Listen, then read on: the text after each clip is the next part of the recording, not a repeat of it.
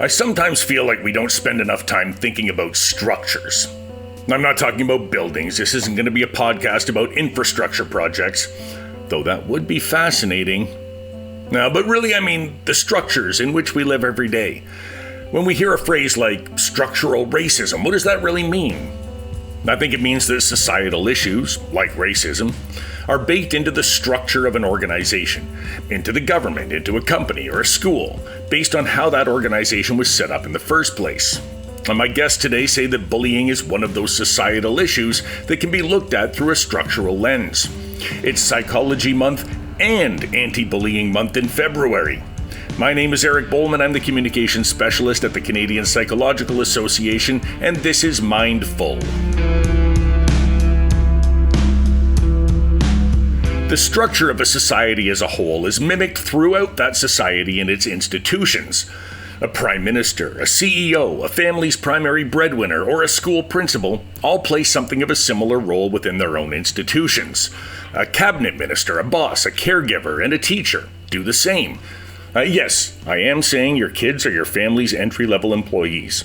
And today's guests are saying that when kids bully, it doesn't happen in the one-on-one way we sometimes envision.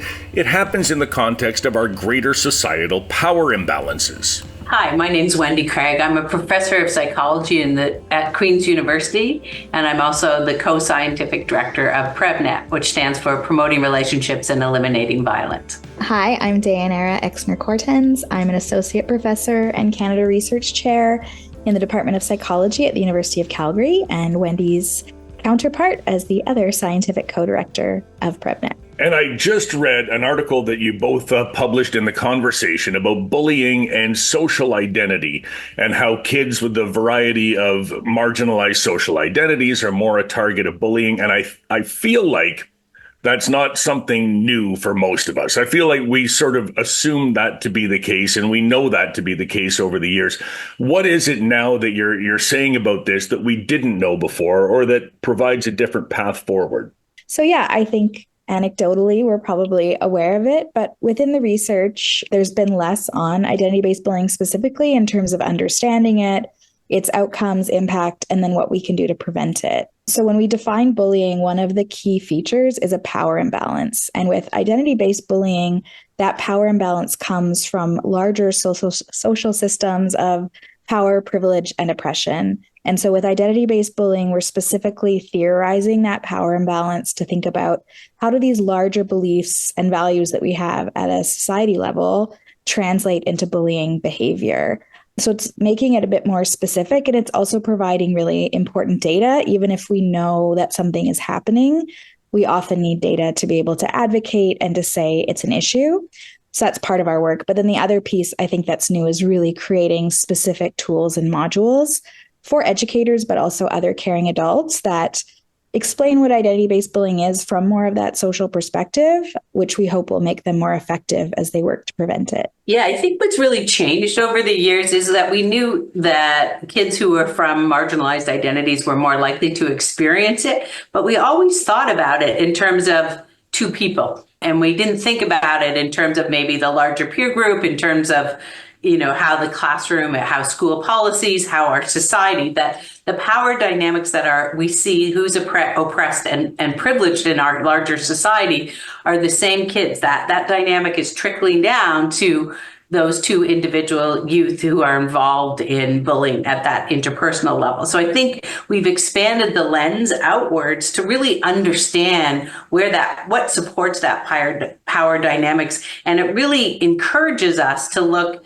beyond supporting just individuals or just supporting how those two interact, but we really need to think about how we create classrooms, how teachers interact and reflect those sort of different power dynamics and who's privileged and who's oppressed. And then we need to keep branching out further and further. So I think our lens and the way that we view it has shifted, and it's actually given us more opportunity and strategies about ways that we can address it. I like the way of looking at it that way, that the larger picture is very similar to the smaller picture and that the same dynamics exist. It makes me think of that old chaos theory thing, right? Where you look at a leaf and then you zoom in on a tiny piece of it and it has the same structure and the same basic elements as the larger leaf. And then you zoom in even further and the same structure exists over and over and over the closer you look at it.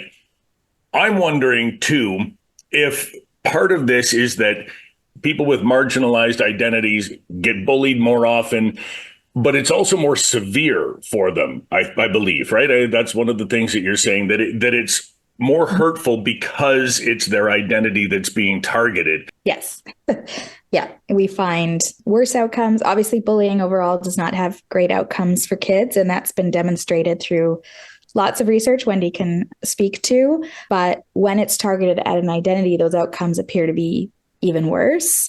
And one of the areas that identity-based bullying in terms of outcomes is really looked at is school avoidance, or not wanting to be at school, because a lot of this behavior happens at school. And so even among kids who experience non-identity-based bullying, kids who experience identity-based bullying are much more likely to report school avoidance. And then kids who experience multiple forms of identity-based bullying are even more likely. And so that's just one outcome. But it's, if you're coming somewhere and you don't feel like you belong and you don't feel safe because of some core aspect of who you are, I think it is fairly evident why you might not want to be in that space. Well, and you think about what that means long term. So if they're not coming to school, they're not as likely in the long term to have as academic success. That's going to impact future employment and future well-being and health. And so it becomes much, the school avoidance is related to a lot of other negative outcomes in the long run. When we talk about this on a societal level, the society, the power imbalances that exist in our society, the privileged, the less privileged, and then this happens in the classroom as well. Are we saying that the children are learning this at home and then bringing it to school? Or is it simply the fact that the school is structured in the same way society is structured that leads to this, regardless of what's happening at home? I mean, can you have the most progressive parents but still have a child who targets the identity of somebody else? Or is there a home factor in this? So both and, right? So, and it's not just home. Youth and children see these power relations replicated everywhere. They're everywhere in our society. It's in discourse between other adults, authority figures, at home, in the media. I mean, we're all kind of soaked, right, in this environment in which we're being socialized. And so it is not surprising, of course, that kids develop those same attitudes and beliefs when we're all surrounded by it. And that's where schools can play a big role, because they are there to educate. And so part of that is educating on different ways of understanding the world or possibilities for interacting with others. And then, yes, schools, are set up, instead, not all schools, but it can absolutely be replicated at school. And even if we think about who schools were initially designed for only, 120 years ago, that's our current education system. They were designed to advance the achievement of white, middle, and upper class boys. And so even if today that's not our goal, some of those structures, beliefs, and values are still embedded in some of how both the physical building as well as curriculum and et cetera is set up. And so there are things schools can do at multiple levels to address sort of the reification of these types of attitudes about who should hold power, who does belong, and who doesn't. And Wendy, you were mentioning earlier that a rethinking of the way that the school approaches it is needed. Can you give me some examples of what schools can do to sort of, and I assume that some of this is prevention in the first place before the bullying starts, and not necessarily a response once it does? Absolutely. There are many things that a school can do and many things that teachers can do. And so I think, the first thing that I always say is that the educators need to become self-aware. And they're role models in the classroom. Who do we privilege in the classroom by? Who do we ask to answer questions? Do we go to those who always raise their hands? Do we go to the same students all the time? So we need to have that self-awareness about who we're privileging and who maybe we're inadvertently oppressing by doing that kind of behavior. The second thing that educators can do is they can think about the classroom dynamics. how are groups forming within that classroom that might be reinforcing those stereotypes that for groups that are more marginalized? And so how do we share power in the classroom? How do we ensure that all children in the classroom have equal access to power? And we do that by breaking down groups and making sure we don't have in-groups and out-groups that represent those larger power structures. So, teachers in the classroom can be actively, putting and placing kids. We refer to it as social architecture. They can be architects in creating groups that will enable that power to be more equally shared and expose children and youth to different types of individuals with different types of lived experiences, and sort of break down those barriers maybe and biases and traditional stereotypes. Another thing that schools can do is look at their policies. Do they name identity-based bullying? Do they name, who's responsible for addressing it? Do they have procedures about how to address it and what they're going to do? Do they have prevention activities, and do they support and resource prevention activities to address identity-based bullying? So there are many things that schools could do, and each of those things will make a difference. Now, I think you mentioned in the article the Northwest Territories. I think you said that they have a particularly good setup in this way where they name specific identities and the consequences that come along with bullying in those particular instances. Yeah, so we've been doing reviews of education acts across the country, and they all, for the most part, include a definition of bullying in some way. But we highlighted the Northwest Territories in the piece because their definition, looking at all of them, does a really excellent job of naming, just like you said, those specific identities, whereas others are perhaps a bit more general or don't include as many. And of course, the reason that's important is if we don't name it, it's not going to be addressed. And so if the policy is there to guide prevention, but also intervention, like what groups are protected, what are the remedies for that, we need to name what those groups are. If we don't list it, and obviously there can be drawbacks, we can't, there might be new groups, so we have to be also open to amendments. But if we don't list it, then it's hard for educators, principals, administrators, and youth themselves to know, like, is this something that would fall under that definition? So I think it's really, really important to name it explicitly. Now, you're talking a little bit too about, what are the consequences for when bullying happens? Have a plan in place. What are some of the things schools can do? I remember being quite frustrated when my own kids went through school and, they would have instances of very clear bullying, but the school wouldn't do anything unless there was something physically violent that took place. And so a lot of it just got swept under the rug because, no one's hit anybody yet. And usually it was the bullied kid who finally had enough and hit someone, and then they would get, the punishment. What can schools do on that end to ensure that bullying stops?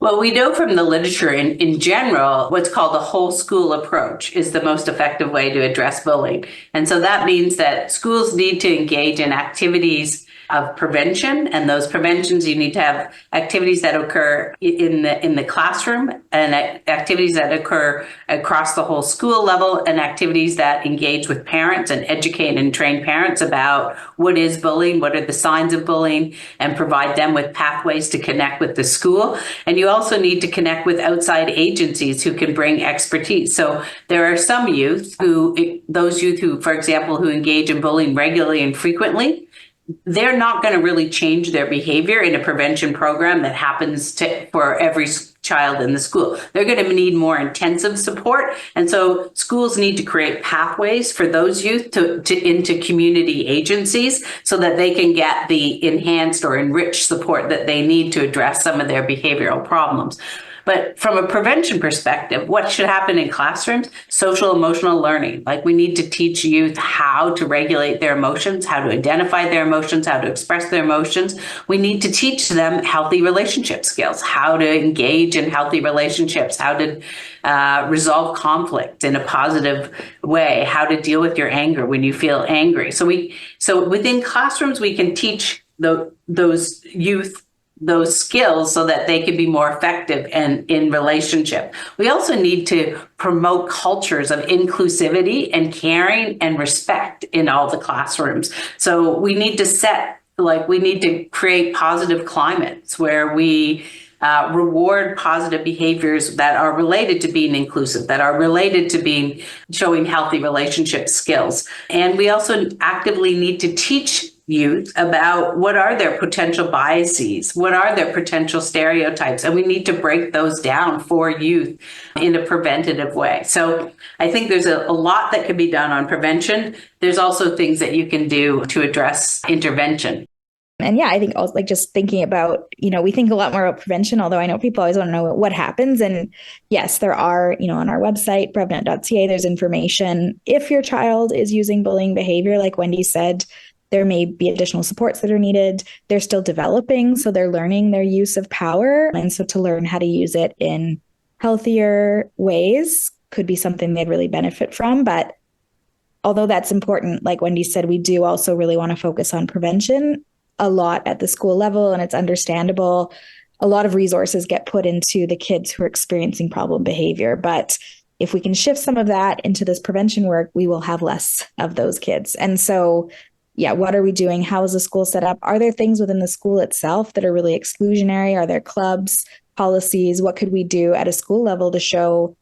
I mean, youth are super smart and they get it if you're trying to just pull one over on them. Like if you just say it and don't follow up with action, they get it.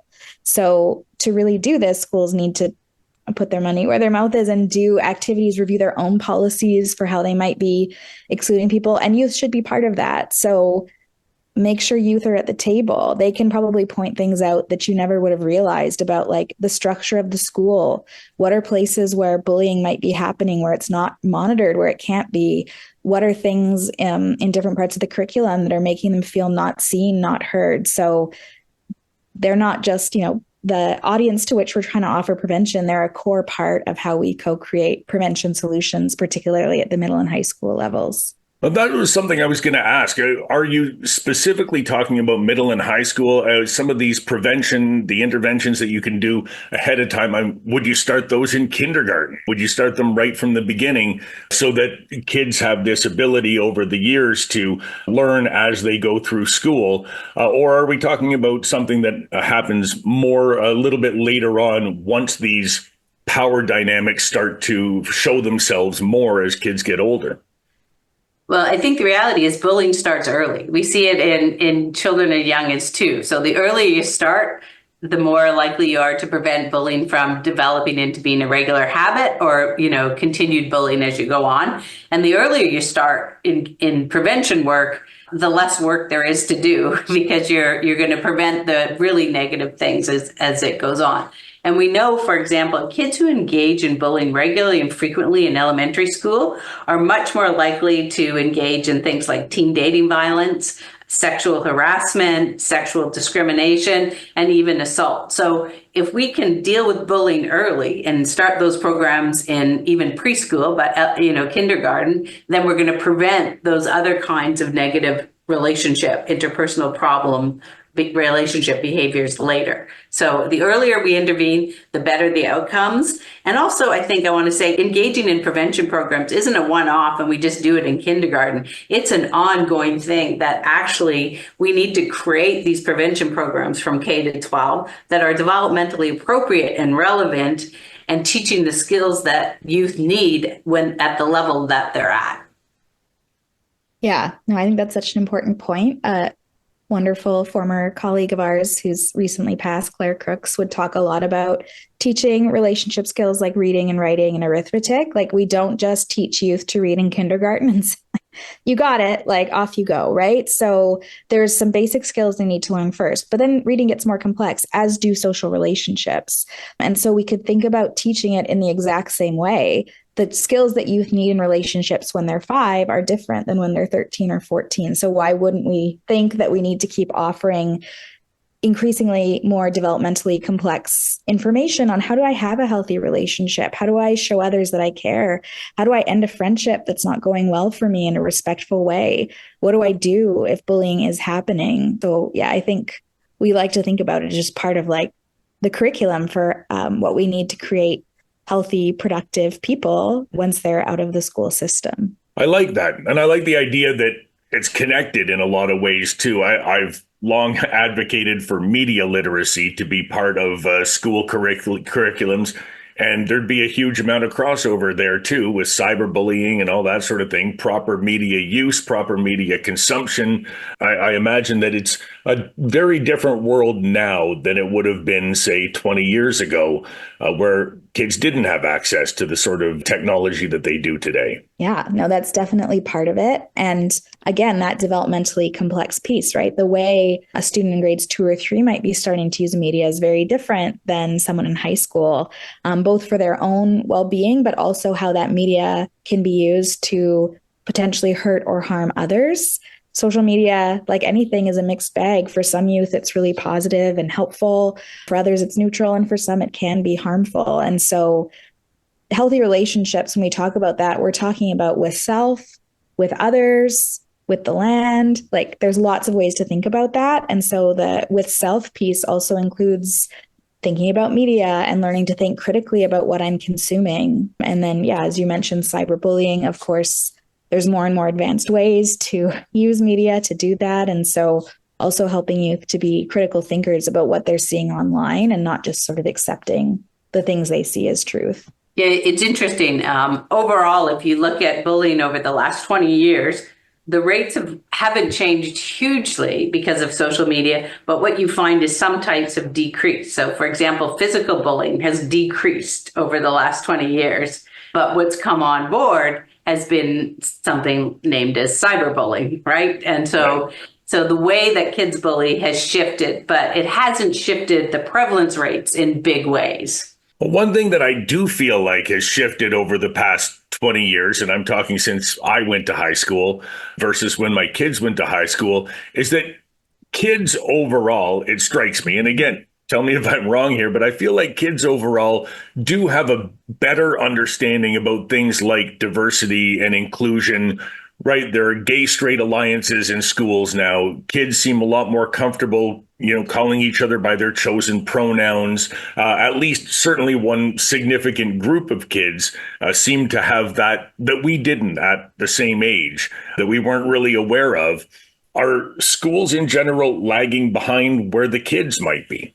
I think adults are lagging behind youth. And I think that's why it's really critical to have youth engaged in these discussions and youth talking about their lived experiences and their different identities, because I think it's true that youth are more fluid in the way that they can talk about their different identities, the way that they can express themselves, because society has shifted in some ways. We have a long way to go in lots of ways that has now allowed and opened up for those discussions. And so I think that's a healthy thing. It's one of these things where I think a lot about it happened with recycling too, that youth led the way of the recycling movement. And that's what's happening now is youth, I think, are really leading the way in terms of this cultural shift of recognizing and acceptance of different types of identities. Yeah, no, I agree. I wouldn't say like it's schools. There's many schools doing super innovative stuff and that are great. But of course, schools are made up of many things, including adults. And so that's where a lot of our training does focus on those caring adults, not because youth themselves don't need things, but we've noticed a real gap in meaningful, relevant, feasible training for the adults. And they are the ones who need to come along and maybe change how they've been thinking. Because, yeah, even if you have kids who are super open and wonderful, but then they're in a classroom with a teacher who really shuts that down or makes it seem like not okay, they're very, they'll read that feedback too, right? So if we want to, I do agree, like there's so much more openness, but we want to make sure the adults around them are promoting that, supporting it.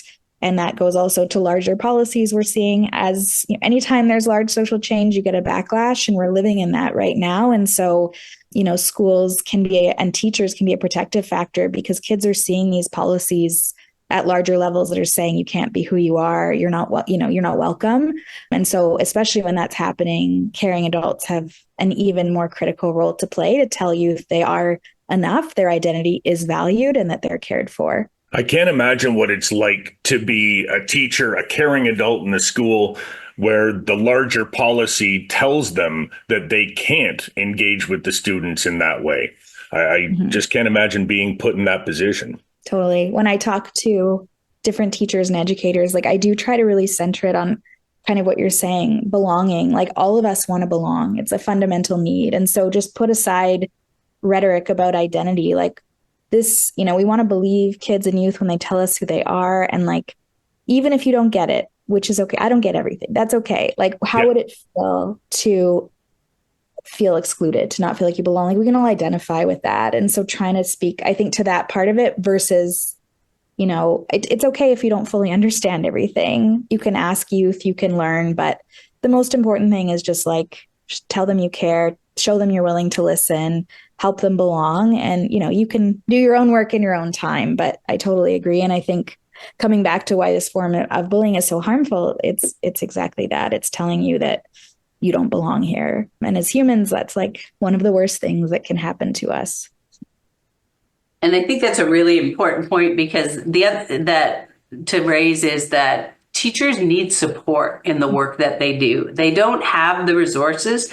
There's research that indicates they don't feel confident to address identity-based bullying because they're not sure about what to do and how to do it. And they're not sure that they have the systemic support that they need to be effective, or that if the systemic support is there, they're not sure what the repercussions are of using that. So I think there's a big need at this juncture in time to provide the resources for educators to actively invest in training and supporting and coaching them in addressing identity-based issues related to bullying in the classroom.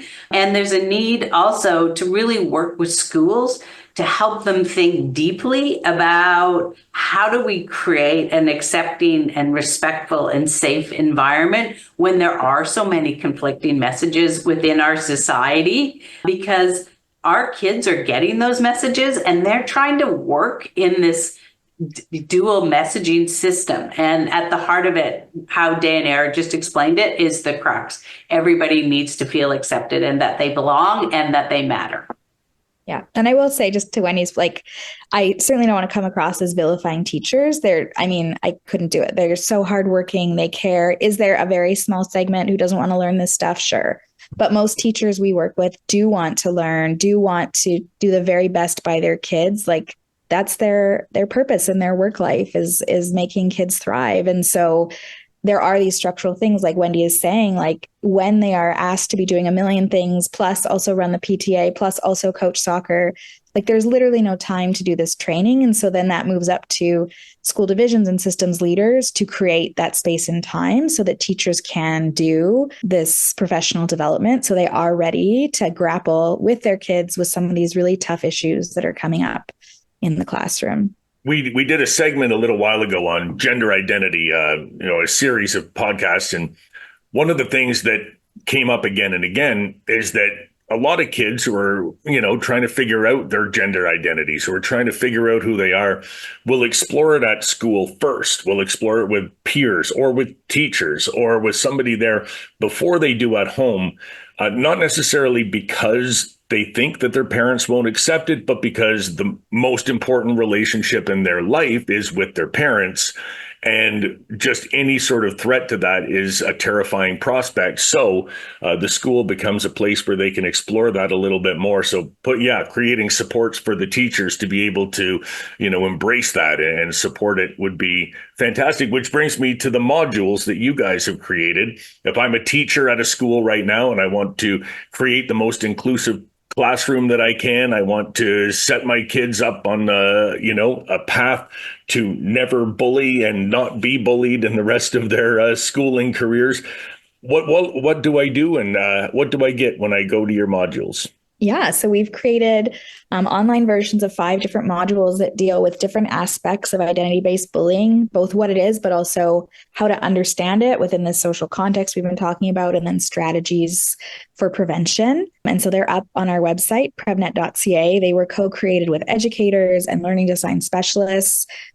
There's also youth voice included throughout, and they're free. And if you do them, you'll get a certificate at the end. People like certificates, and they'll be available in French by the end of the year. And, I don't want to say that's it. This is one piece though, right? And especially to Wendy's point about building awareness, it starts with you and being aware of your own privilege and how you are in the classroom, how you show up, which kids you're naturally drawn to and not, and why that might be. And so in that way, these are really helpful modules to either start that learning journey, or if you're already on it, help you go deeper. Yeah, and I think the other powerful piece of the module is that they are aimed at educators, to provide educators with that background knowledge, but they also provide tools and ideas about what you can do in your classroom.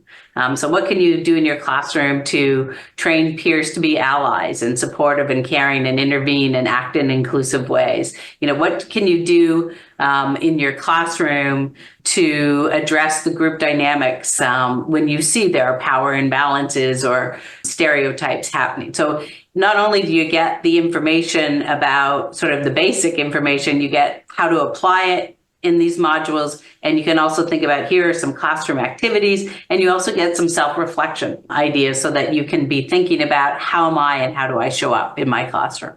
And as a parent, you said that these modules can work for parents as well, being able to do it from home. Are there exercises that parents can do at home, or is it a little bit more of the self-reflection idea to create a different home environment where your kid can end up being more inclusive?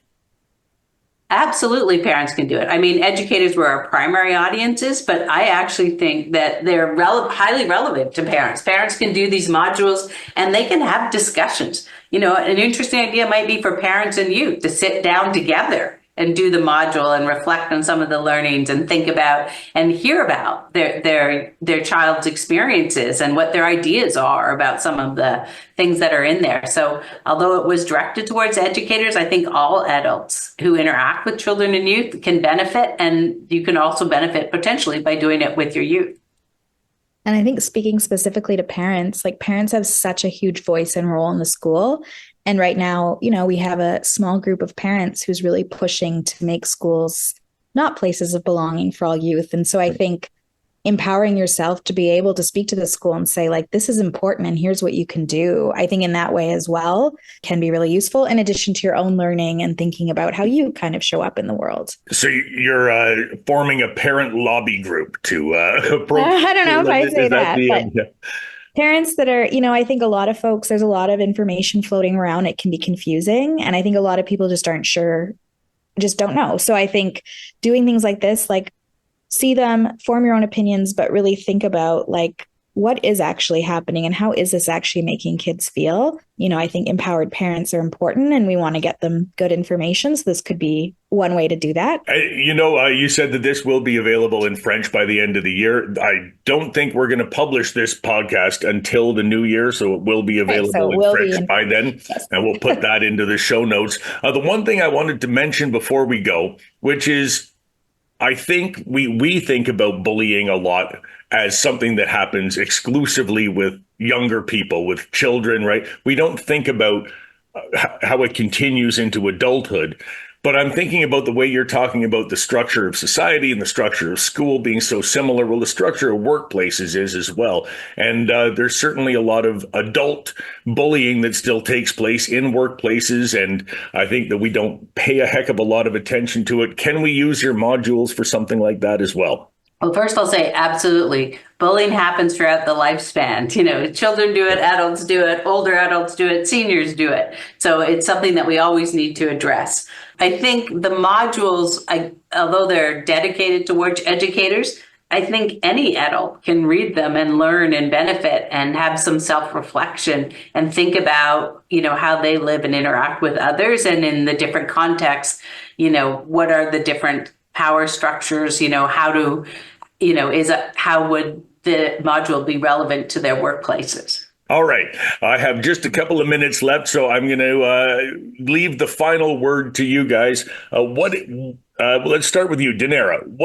What's the one thing that you would like people to know about bullying that they may not know right now? I don't know if they don't know, but I just want to reiterate, you can make a difference. I think with everything going on, it's incredibly overwhelming and it can feel like as one single person, like, what am I supposed to do? But you can make the difference for that individual kid, that classroom of kids, the kids you work with. And so just don't forget the power that you have in children's lives and do what you need to do to be, well educated, to make sure you're supporting them in the best way possible. And Wendy, final word to you. I would say relationships matter, and everybody has a drive and a need to belong, and each of us can make a difference in ensuring that we create caring, inclusive, and respectful and safe environments for all. And it starts with adults. Adults set the tone, adults are role models, and adults can provide guidance and support and scaffold children and youth to have healthy relationships. Thanks to Wendy and Deinera for joining me here today. You can find their work with PrevNet, their article in the conversation, and their bullying modules in today's show notes. Thanks to you at home for downloading, reviewing, and streaming today's episode, and for joining us throughout Psychology Month and Anti-Bullying Month. Mindful is written, hosted, and published by me, Eric Bowman. Jamie Montgomery is our producer and editor, and our theme music is Avenues by David Taylor.